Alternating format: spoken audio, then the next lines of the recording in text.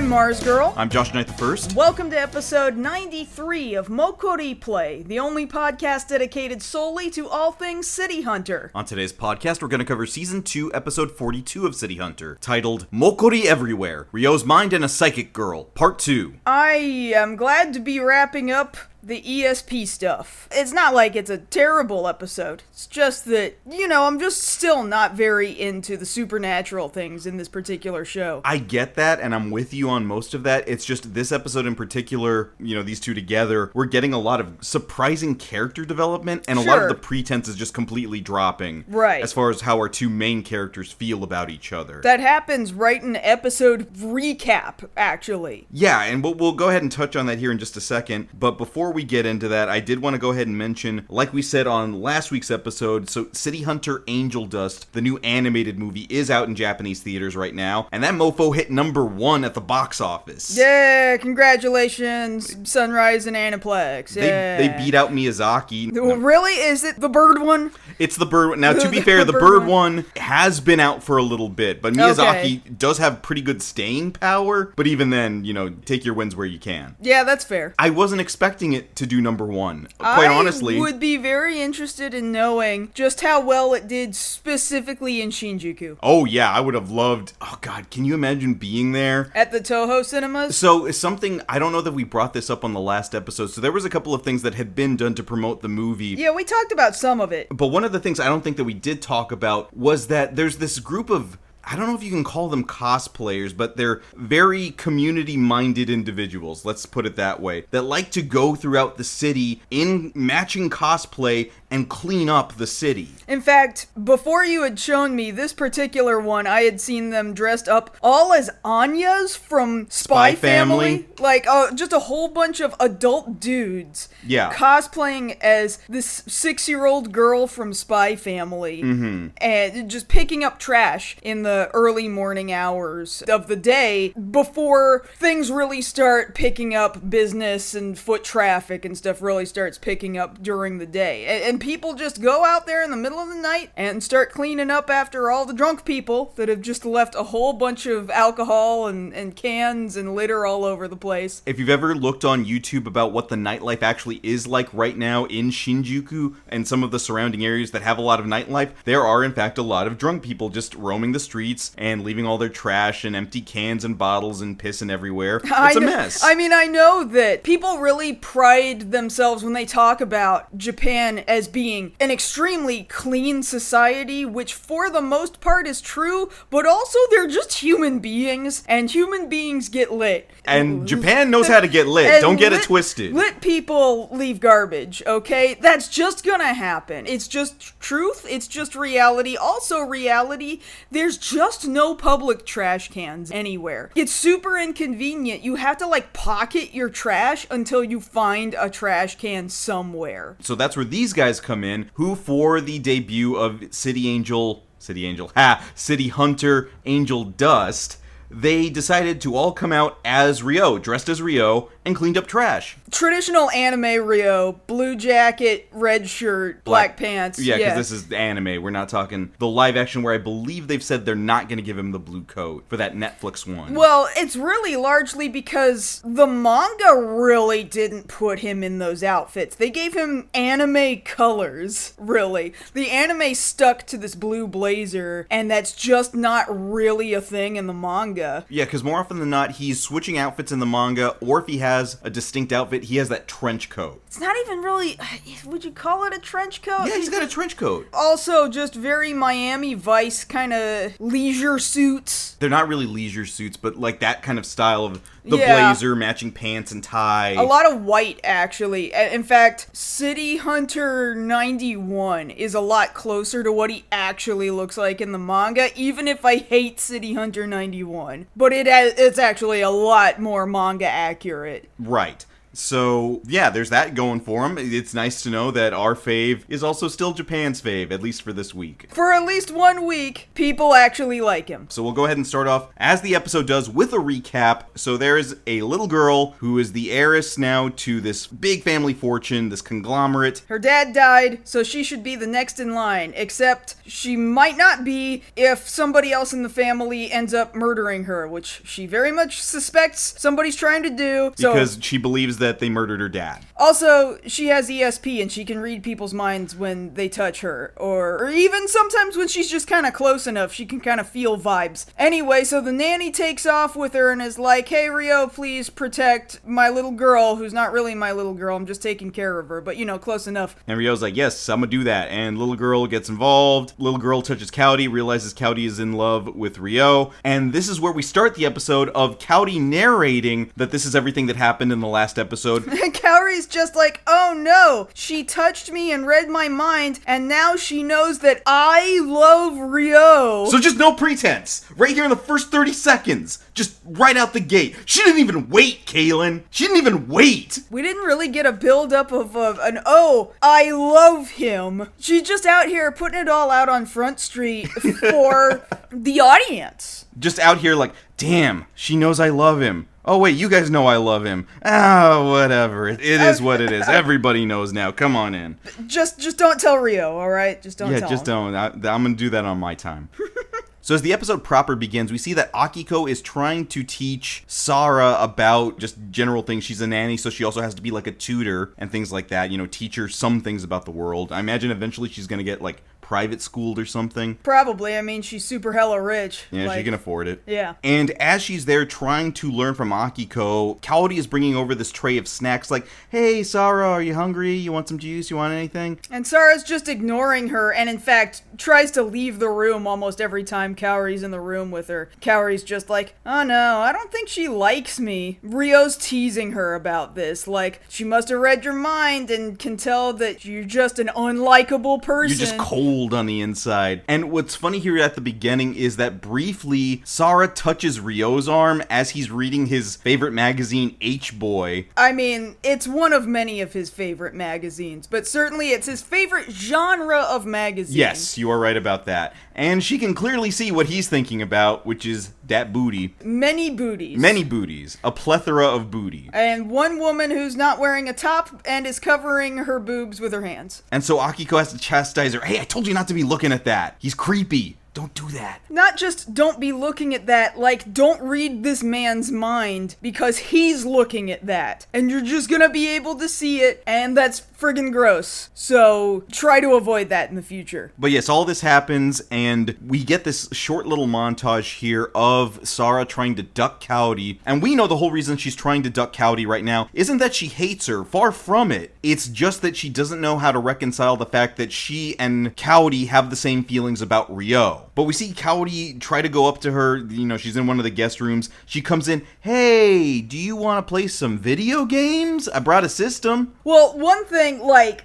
before bringing in the system, the TV is on, and Sarah's just watching TV, and she's watching some show. It's like a variety show or something, and there's a banner in the background that says Sunrise Jockey. Sunrise, I think it's jockey. I think what they're trying to say is jockey. Yeah, so, jockey. I think they're trying to say jockey. So it's some kind of like morning jockey. Variety show. Yeah, but again, this is just Sunrise naming themselves in their own anime, and they're allowed to do that. They can't help themselves. They Just really anything. can't. They're not going to the airport today, so we can't give them Sunrise Air, so they gotta put their own name in someplace. We gotta put it somewhere. Wherever they can put it in. But Kaori does bring in this video game console, which I am making an educated guess is a Sega Master System. Now, would you like to explain why you thought it was the Master System? Well, just the way that it's shaped, there's these controllers. They kind of look initially like paddle paddle style controllers. So we're thinking at first like, okay, what are consoles that have paddles like these? Like ColecoVision and Television and Atari had various consoles that used weird looking paddles somewhere around that point in time. But actually the timing lines up as far as if it's 1988 or 1989, it very well could be the Master System. It's also a Japanese console, so that would make a whole lot more sense. And just kind of looking at the shape of the controller, it looks more like it's got a D-pad. Also, the controller has a cord coming out the side of it rather than the top or the bottom. Right, because if it was the top and if it was a different color, we might have suspected it was the Famicom, but since this is a black console, we kind of tossed that out immediately. Yeah, I have a very strong suspicion that, like, it's not 100% perfect, but the timing is kind of right, and it looks similar enough that I feel like what they referenced, at the very least,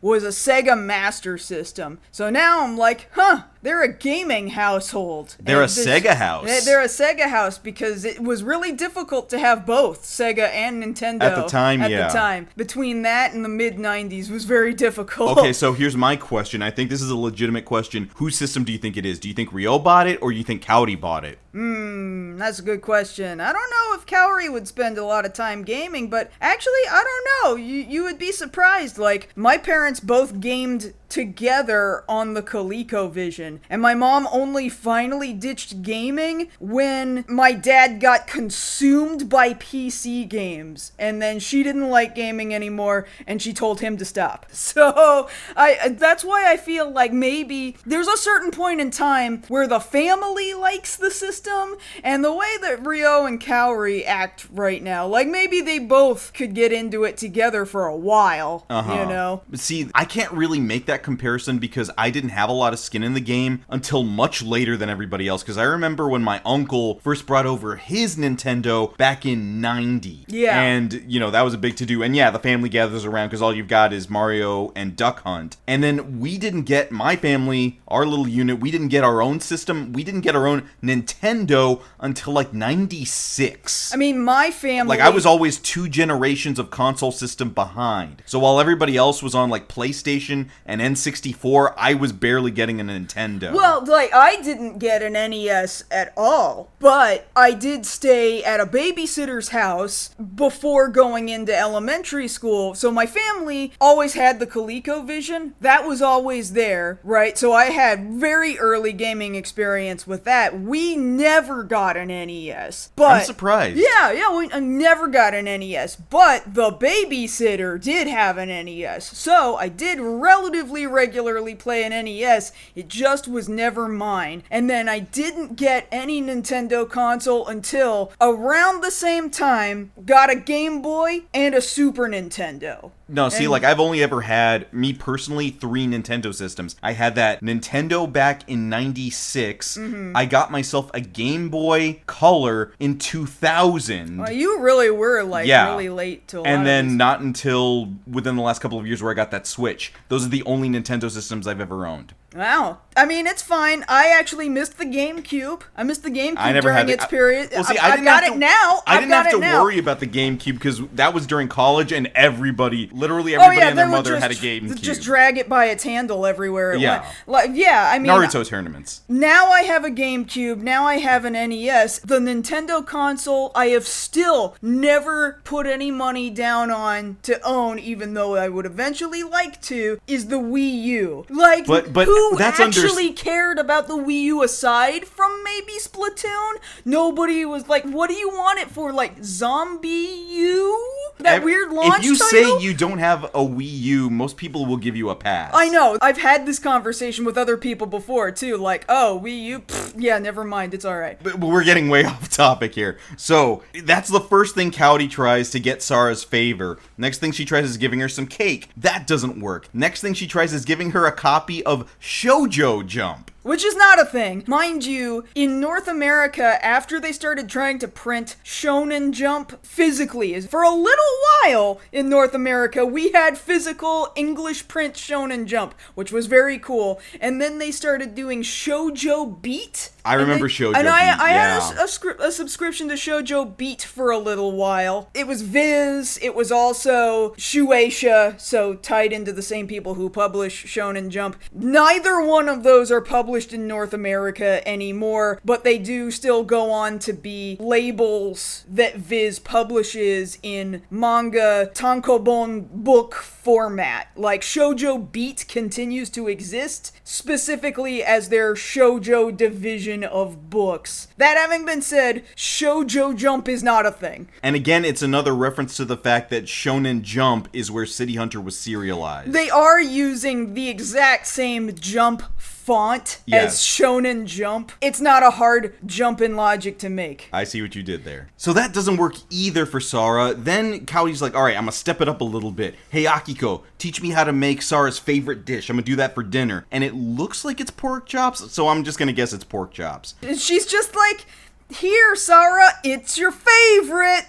And Sara's like, yay, my favorite, pork chops. Or and whatever it is. I don't even know what it is. But then Akiko screws it up by saying, Kaori made this for you. No, Kaori herself says, she taught me and I made it. And the second she says that, Sara's like, I'm out. I'm leaving. And then she, like, runs her ass into, like, the broom closet in the hallway that I didn't know they had. And then sticks 2 brooms or mops or whatever up against the doorknob so that nobody can open the door. And so all the adults there, Akiko, Ryo, and Kaori, are, like, beating on the door, like, hey, come on out here. You know, dinner's getting cold. We all care about you. Don't do this. You have so much to live for.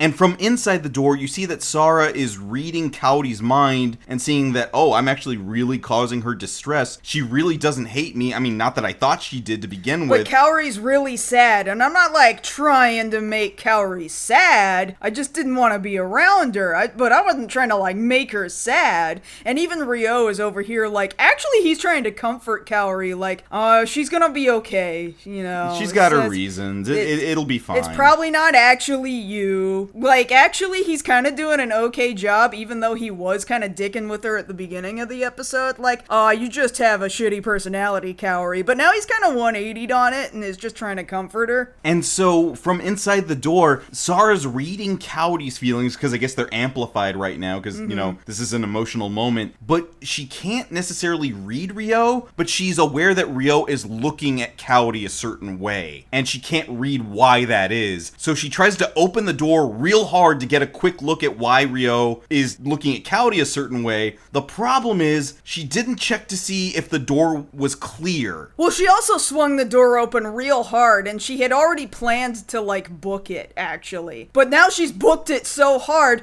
she just slams this door straight into, like, Kaori's eye socket. Or like, forehead? like somewhere around, like, the eye bone area, like the eyebrow, and, like, jabah! It draws blood, and, like, it's just drip, like, oh my god, she pushed it that hard. Like, I forgot she did that from her original go-through of the series, so when that hit... we haven't watched the episode in over a year, probably. 2 years. Possibly up to 2 years at this point. And so the second that happens and I see the blood spurt, I'm like, oh shit. Like, I didn't know little girl could do that. Little girl got hands. Just like, she didn't mean to do it, though. And she just books it. Because now, you know, it's this whole other thing of, like, I literally wasn't trying to make it worse. Oh god, I've made it worse. And so Kaori, like, hits the floor, just going, oh my god, she's got her hand to her forehead. And Ryo's actually trying to make sure she's okay. She tells Akiko, hey, go after her. You don't want her to go out into the street and get lost or anything. Or kidnapped.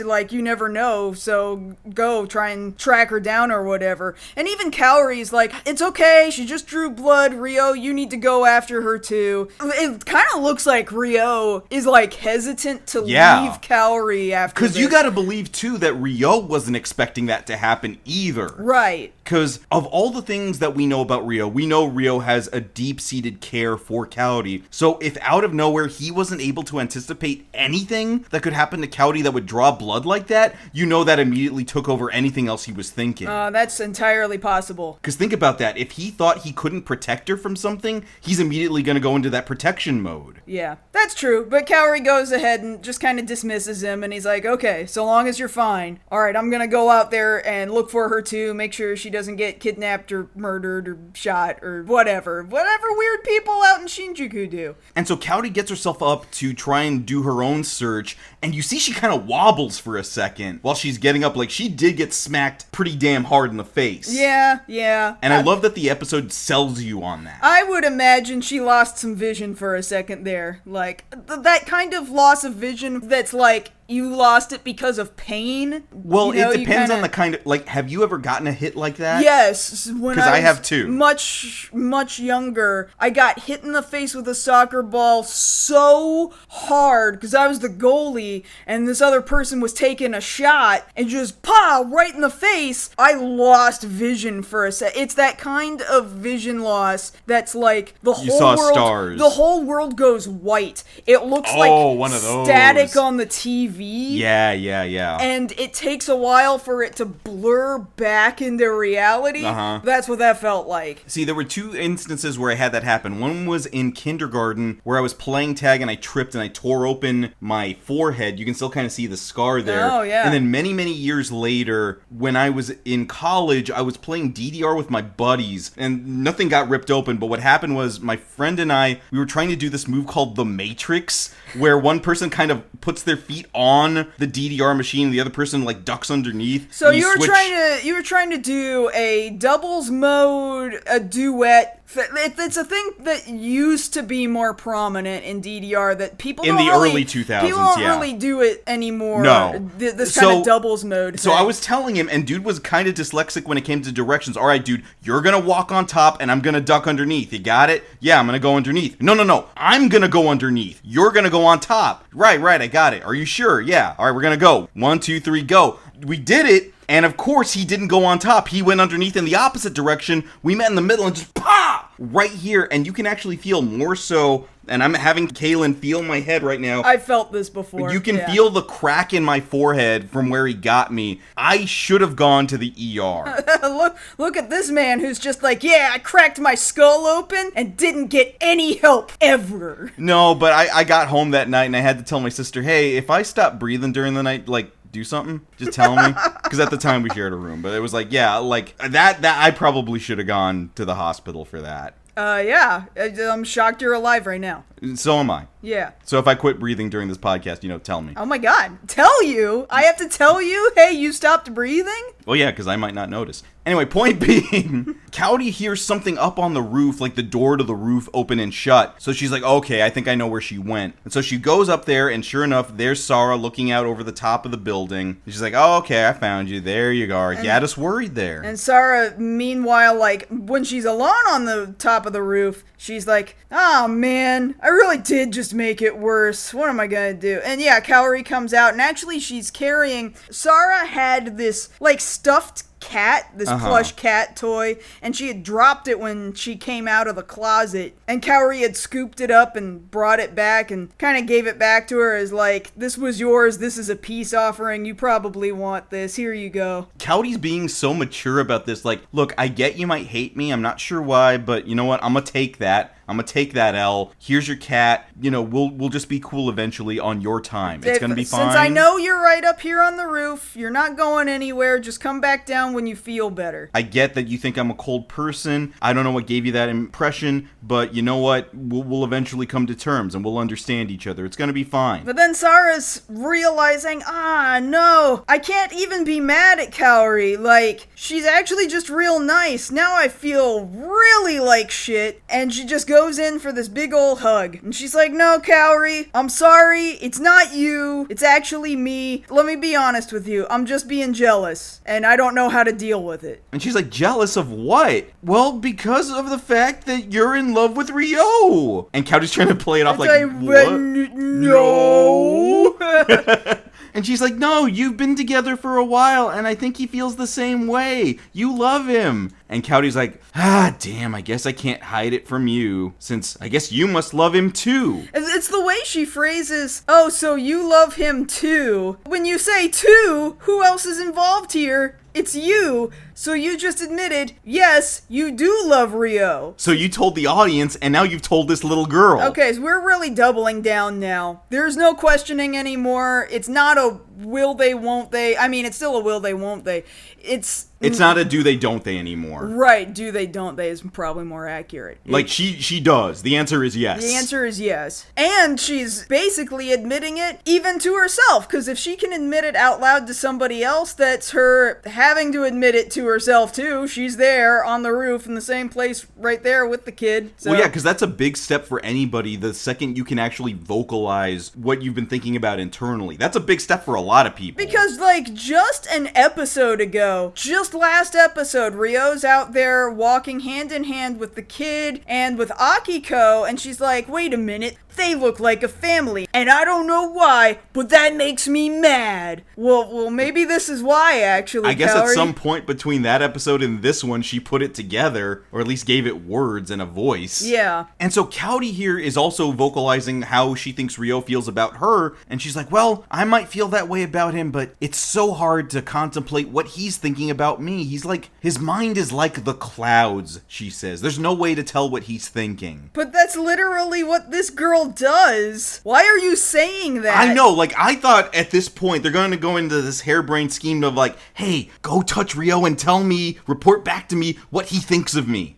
She can't do that, because literally every time she touches him, except for like one time, it's always about naked ladies. He's just constantly thinking about naked ladies. And then Cowdy kind of makes this sort of weird peace offering of like, well, I guess, good luck to you as my rival, haha. In 10 years, you might have a way of actually being my rival. I mean, I think that's not a horrible thing to say to her, because, it's between ladies, and, it's just a ha-ha. We're joking amongst each other, but like obviously we're clearly not rivals right now. Like, you're a child. That would be very silly. But then the child says back, yeah, in 10 years I'll have an advantage. Okay, well, get back to me with that, I guess, because it's not right now, you don't. And see, here's the kicker. Like, let's not focus on that for a second, because that's already kind of weird for the kid to say anyway. The weird part is that the camera, I say camera like this is a live show. Well, they did film it with a camera. Okay. So that's fair. That's fine. The camera pulls back,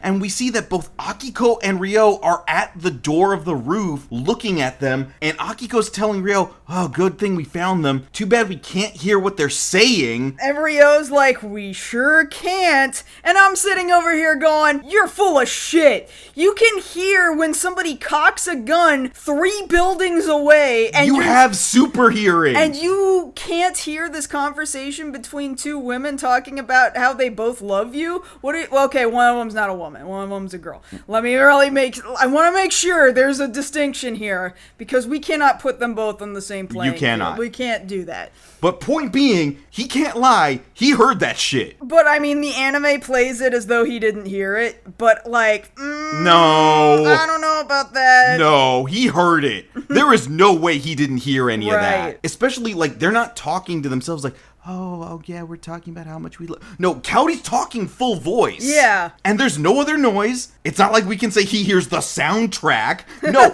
there's no trains. There's no helicopters flying by. Ryo heard that shit.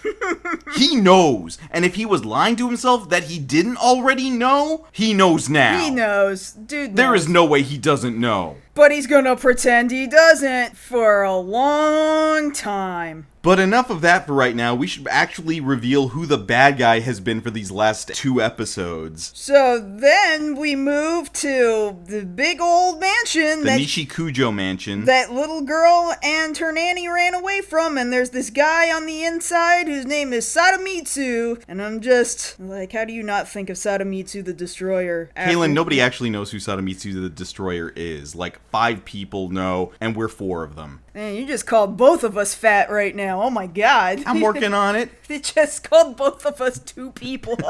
Oh my god. You're so mean. I was just saying we care enough. We have enough knowledge for 2 people. I was not calling us fat. Anyway, We're just over here like, so who is Sadamitsu? I mean, it's this guy in this room. And thankfully it gets explained later. A little bit later, like, this is an uncle. But we're having to just guess, because that was my guess. Like, how was this guy supposed to get the inheritance by killing this little girl? And my thought process is, he must be the next in line after the little girl? So, that could only mean he's gotta be like an uncle, right? Has to be. It has to be. And so, he's in here like, hey guys, why haven't you brought me back the girl yet? Oh, well, she's being protected by the city hunter guy. Oh, well, that's not good. What can we do about them? Well, we could try to have all of them murdered. Yeah, go find a guy to do the murdering. All right, we know a guy. Oh, I bet you know a guy. Yeah, somebody to take on City Hunter directly. Money is no object. And if you've been following along with us at all, you know who they're gonna call. Because they only ever call one person, especially when they're like, you know, that guy. Oh yeah, we know that guy. If you bring up the phrase, someone who can directly deal with City Hunter on his level, there's literally only one guy who that could possibly be referring to. It's that guy. It's that guy. Let's just make it obvious. It's that guy. And then we'll see that guy in a little bit. Because we go out to the alley, and we see the two guys talking to this big, shadowy figure, and they're saying, so can you do it? Can you take on City Hunter? Yeah, I could probably do that. Yeah, I know the guy. It's Umibozu. We're not drop the pretense. It's Umibozu. It's always Umibozu. Umibozu. It's only ever Umibozu. So the two guys talking to Umibozu in the alley are like, well, we need you to kill City Hunter, but also we need you to kill these other two people along with him. There's this little girl, and there's her nanny. All right, can you do it? We'll pay you whatever you want. And Umibozu's just like, you know, it's your lucky day, because it just so happens I owe him one. I owe Ryo a favor, and I'm not really sure what he owes him a favor for right now. See, me, I found it hard not to draw immediately to, this is his way of quote-unquote thanking him for Miki. It could be, because I don't recall him ever saying, okay, I owe you just this once. For what? For what? No, like, this is his own internal bro code. This is what this is. Oh, he set me up with this lady that I didn't have the courage to, or the guts to go ahead and follow through with, but actually it turned out he made it work out okay, so... And I'm actually really happy, and he's my best friend. I'm never gonna tell him that. But I'm gonna do him a solid, so here we go. And so these guys just were not aware that the two know each other and basically are friends whether they admit it or not. And it's funny because right here at the eye catch, it's Umibozu putting both of his giant-ass arms around these guys and smiling. And so back at the apartment, Ryo is watching Akiko. She's looking at this photo of Shigenobu, which is Sara's father who passed away. And they're talking about, well, how is it that he passed away? He seemed healthy before. And they go over the fact that both of them think, based off evidence they're about to bring up, that most likely dude got poisoned. And I just feel like, wow, we really dropped this piece of information pretty late in this narrative because it takes place over 2 episodes and we're doing it in the last quarter of this narrative, okay? Now it's like, oh, he wasn't sick, he was poisoned. There's a whole conversation that comes up in a little bit, like, well, how can that be? There was a doctor and the doctor said he was sick. And Ryo's just like, well, what if the doctor was in on it? Which is exactly what it was. Yeah, the simplest answer. And, you know, if you've seen media before, you've seen this plot come up. If you've seen The Sixth Sense, it comes up in that. If you're watching One Piece right now, it comes up in that. Netflix specifically. It's the same thing. Rich person gets poisoned by someone close to the family. Yeah, that happens a lot. So as both Akiko and Ryo are confirming to each other, yeah, this is probably what happened, this is how Shigenobu died, both Ryo and Sara sense that somebody's coming up the stairs. Sara's outside the door, so they're not even in the same room, but Sara senses it and bolts through the door. Ryo, meanwhile, senses that somebody even farther away is coming up those stairs, and he's already drawing his gun, and thank God he's really good at his job, because he could have made the mistake that the person busting through the door right now was the threat, and it wasn't because it was Sara, and like a worse person at that job might have shot the child on accident, and thankfully Ryo's way better at his job than that. Yeah, because as soon as Sara comes through the door, Ryo is, like you're saying, drawing the 357, and he's already moving past the door to go into the hallway and see who it is. And thankfully, there's no threat happening here. Like, it could have been, but it's not. It's Umibozu. He's coming up the stairs. And he brought a present. He brought it in each hand, one dude in each hand, tied up, just for Rio. Throws him on the ground. Here's 2 dudes you're probably gonna want to talk to. And so these guys basically confess to him, yeah, this is everything what's going on. Sadamitsu is trying to kill you. He's an asshole. That's why we're here. That's why we tried to hire this guy. We are so screwed. And so they're asking Rio, well, what do we do now that we have all this information? And Rio's like, all right, let's go take the castle back for the princess. Why don't we just go down there ourselves? All right, everybody hop in the car. Except for you, Umibozu. You're not gonna fit in there, so... It's okay, I brought the Jeep. How you think I brought these guys? Now, to be fair, he could have just run with them over his shoulders like fireman carry style. It's too far away, though. He needed that Jeep. But he could have thought he needed the exercise. He might have, but I don't think But he no, would've we know kept he it. brought the Jeep. Anyway, so the 3 ladies and Rio are all in the Mini Cooper, and they're driving up directly to the house with the guy in it who's trying to murder the child. So knowing that this confrontation is going to happen, Rio is trying to get Sara ready for it, and he tells her, look, I know you're scared, I know you heard everything out in the hallway of us talking about who did this. Yeah, your uncle's an asshole, he probably killed your dad, he's probably trying to kill you, but you gotta be ready to fight against the minds of evil people. You gotta be ready for it. And they get all the way up to the mansion. And so, like, Sadamitsu's butler comes in, or I guess it's the family butler, and comes and tells him, oh, master, the young miss has returned, she's okay. And he's over here in his mind like, wait a minute, she knows I'm trying to kill her. Why would she come back here? And the butler's just like, so you're not happy about this? Oh, no, I am? But still in his mind, he's like, why today? Why now? Why now? Why?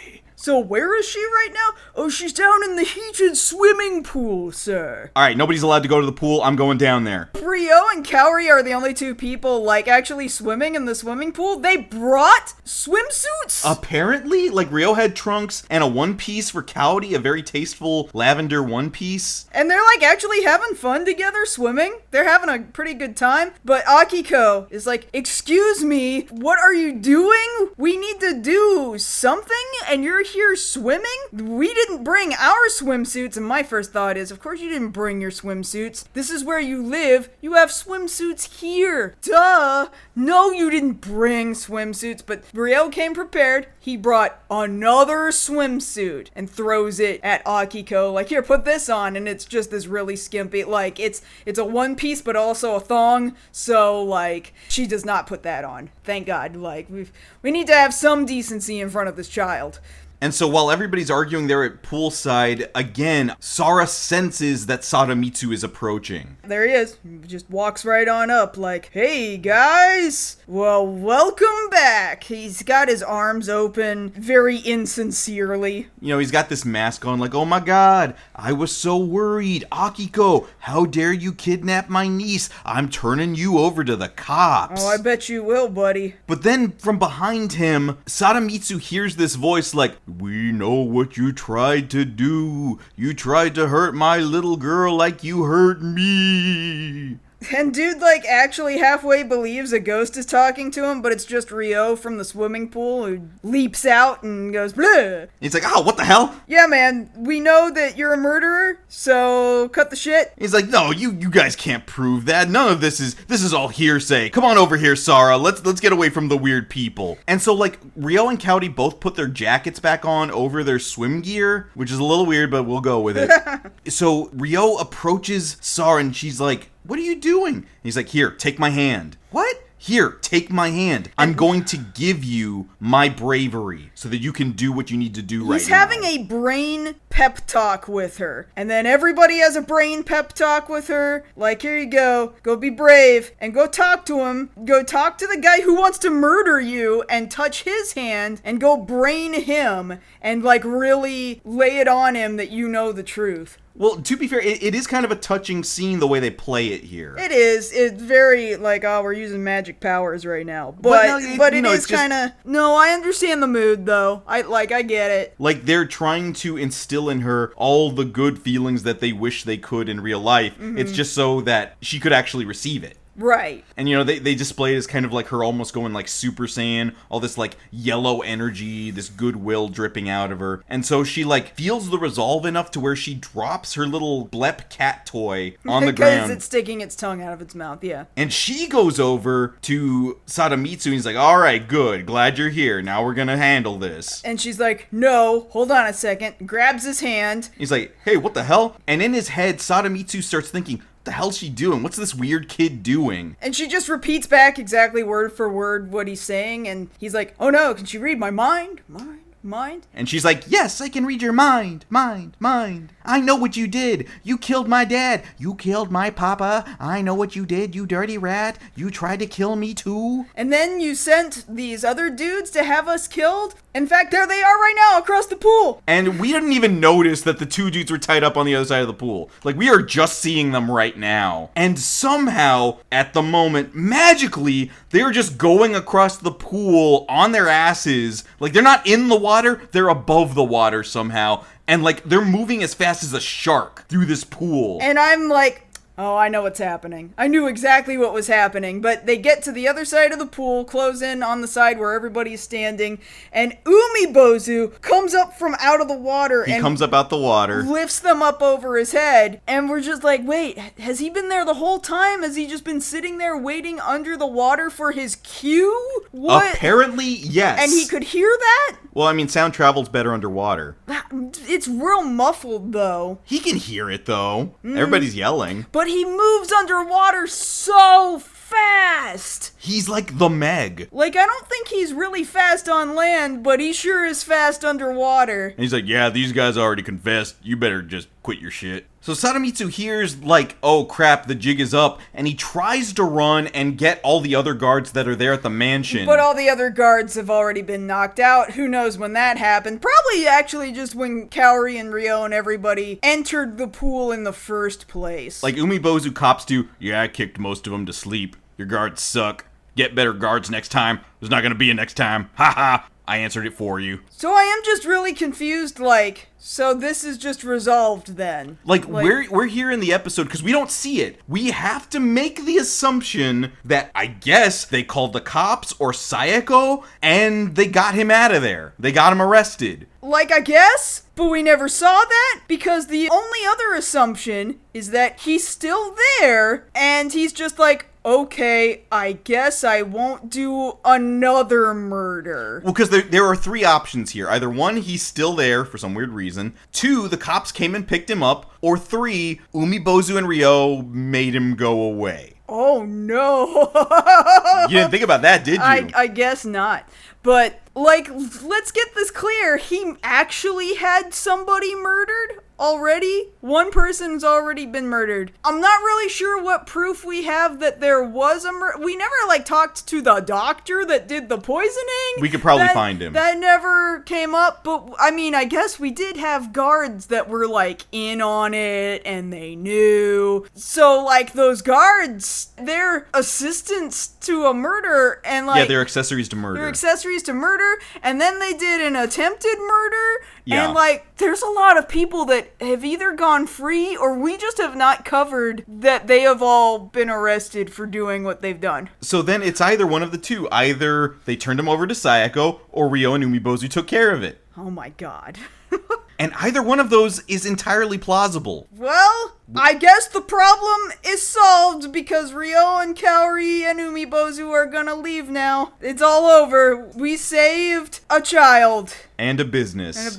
I don't know what the business is. I don't know. They don't actually say what they do. I don't know what they do. They're just rich for a living. They're a conglomerate. They do conglomerating. I don't know. And as they're leaving, Kaori bids her goodbye to Sara, saying like, all right, in 10 years, you can come back and we'll see how things go between the two of us versus Ryo. That doesn't happen. That's not going to happen. And they leave. Everybody takes off in their respective cars. Umibozu in the Jeep. Rio and Cowdy in the mini. It's really weird that Rio is like, hey, in 10 years, also be wearing this skimpy swimsuit. That was fucking unnecessary. That was hella unnecessary. And he had one ready. Like, he just brings a bunch of swimsuits with him wherever he goes, I guess, because he's horny like that. But, I mean, at least he wasn't like, hey, little girl, put this swimsuit on now. But still, like, you don't, like, you know that YouTube lady with the ukulele who got canceled recently? Oh, like, God. apparently one of the things she did was, like, she gave underwear to a fan, and that was really fucking weird. It's not okay just because, like, oh, I didn't intend for you to, like, do anything and show me. No, you like, just don't you do just, it. You just kind of just don't say do that. no. Like, nah, maybe don't fucking do this. Yeah, it's freaking creepy, Ro. Don't do that. Yeah, man, Rio was kind of fucked for that one, but he's leaving. He's going away now. We will never see these people again, thank God. And Sara's telling Akiko, hey, so, like, were we rivals? Did you have a little bit of a crush on Rio? And Akiko's like, well, not really. I mean, maybe if I'd met him before I met your dad, who was, like, super hot, by the way, before he got sick. And then died. That's a really weird conversation. It's a weird conversation. And Sara's saying, well, I get why. I read inside of his head that he's just overcome such a massive sadness. And I can see how that makes him attractive to all of the women in this episode.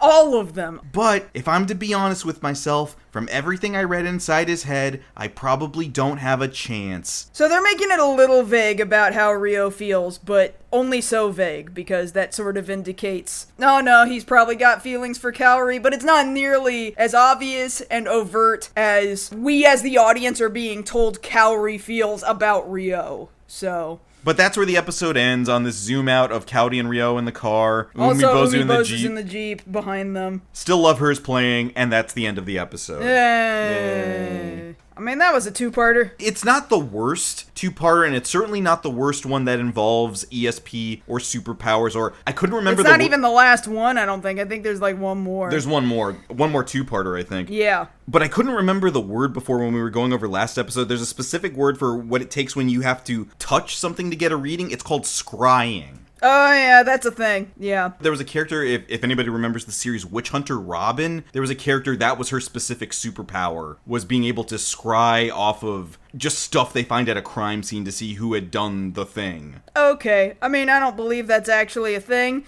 It's probably gonna start a fight with somebody who does believe that's actually a thing. But, alright, let's start a fight. Why you gotta be an antagonist? I'm not, Why you gotta bust I'm balls? sorry. Like, you believe whatever you want to believe.